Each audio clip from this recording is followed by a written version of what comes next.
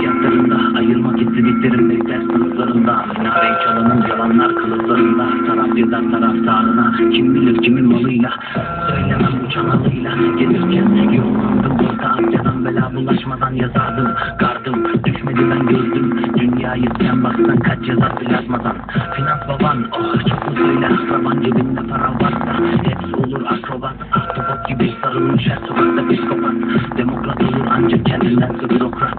Bu böyle düzen, bu böyle güzel, bu böyle geldi böyle gitmesin bir söyle. Ölüm var her bir köyde ve kaldırım mide. Delirdim gerek yok bence işte değil. Bana deli dediler, bırak da desinler kara kediler. Girdi aranıza para dediler, düştü gözünden yara dediler. Baktı kara dediler, bana deli dediler.